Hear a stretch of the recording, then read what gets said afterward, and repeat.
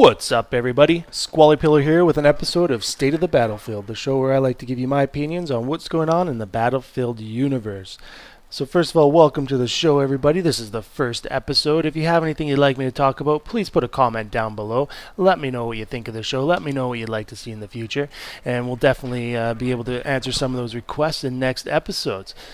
I'm playing some Domination here on Hainan Resort. There's also a couple different maps, but I'm running as the Engineer class. It's the last loadout that I need to fully unlock. So taking advantage of some double XP here and trying to unlock everything for the Engineer class. Running with the MX4 and have a suppressor on it. Really like this gun with a suppressor. The PDWs are great at close range. I really like them at close range, but you need that suppressor so that you're not popping up on the minimap. And you'll see me get a couple kills where I come up behind squads and wipe them out, like this one here. Take him out. This guy has no idea where I am, and we take him out as well. So that's fantastic. Also, you'll also see some clips where I switch to my pistol. Take the guy with my pistol is in silence, and then I get taken out because I'm suddenly popping up on the minimap. So anyways, so enjoy the gameplay, and let's get on with the show. So first off, I want to talk about what everybody else is talking about. Dai CA coming out and saying, hey, we're not working on anything, we're putting all projects on hold until this game is where we want it to be. And what are my thoughts on that? Well, first of all, I think it's a great thing. Honestly, they're doing a couple things. One, DICE is communicating with its community, which is imperative and fantastic. There's a bunch of forum postings. They have a list of what they're working on, what's coming up. They have already fixed a ton of issues, which is fantastic and showing their commitment. So I think it's a positive that they're saying, hey, you know what? This game isn't where you want it to be, and this game isn't where we want it to be either. And we're going to make sure that this game gets to that point before we move on and say, whatever, we're not done with that. We're just going to leave it as it is. So that's a fantastic thing. DICE wants to support this game long term. They've come out and said, EA and DICE have said, hey, this isn't going to be an annual franchise, every 2 years maybe. So we need to get this game some longevity. We need this game to last 2 years to compete with that annual Call of Duty franchise. They want it to be, EA wants it to be a Call of Duty killer, right? So they need it to compete with that. And as far as I'm concerned, the multiplayer is better than Call of Duty, even with the issues today. But if they can tighten it up, it'll really help it. It'll really help that cause. So I think it's a positive thing. I am a premium member. I've already paid for that DLC. So then when they come out and say, hey, we're not even working on DLC, my first reaction was, what? I've already paid for that. What are you going to give me? What are you going to do? Because, you know what? I've already paid for it. And then my first reaction, I sat back and I said, you know what? Hey, that's not, yes, I've paid money for this game. But that's what they're doing. They're taking care of me and saying, hey, we're going to put our resources to what's important. We're still going to get you that DLC. They've not canceled it. We're still going to get it to you. It just might be a little bit later. And I said, well, you know what? I'm actually okay with that because I would rather play that DLC when the game is solid and working than, get these maps and just be frustrated because I'm getting shot around a corner and it's crashing and kicking me out to the server. So when I sat back and thought about it a little bit, I'm okay with that, and it's a good thing. And also, I get a bunch of other perks with premium as well, so I'm okay with that.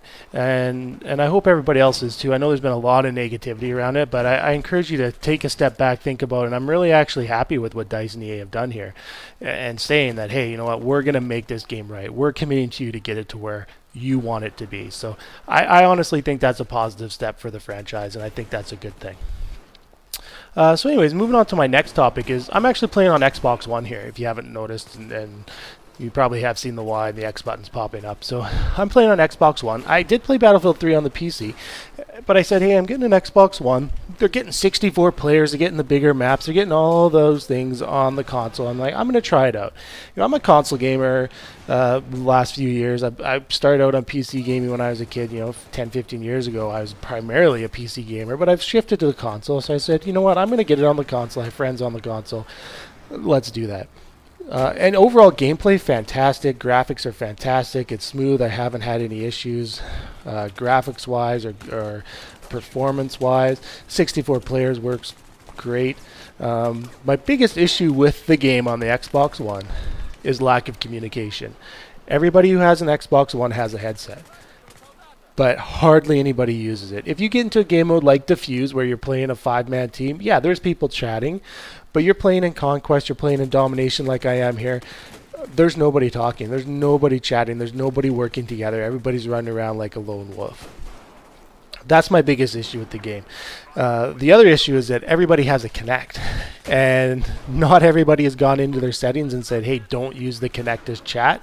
So I'm ending up muting people or plugging in my headset and to my controller and leaving it off and leaving it on the beside me on the table, because people have their Connects on and I'm hearing conversations. You're hearing babies crying in the background. You're hearing people, their wife telling people to vacuum. You're hearing yesterday I heard a conversation about this guy's having with his friend on his couch about how he got his surround sound system on sale. So it's like, if you're not going to chat about the game, make sure you go and you shut off your Connect so I'm not hearing your conversations. But preferably, take that headset out of its pretty little plastic, plug it in your controller, put it on, and let's work together as a team, because that's what makes this game fantastic. So that's my biggest issue with the next-gen consoles at the moment, is the lack of communication, the lack of people working together. It's fantastic if you have, your friends and you're playing with 2 or 3 guys or 4 guys and you got a squad together. Fantastic. But you know what? Most of my friends haven't upgraded to the Xbox One yet, so we can't do that. So that's my biggest request. Those people playing on the Xbox One, throw your headset on. Let's chat. Let's talk.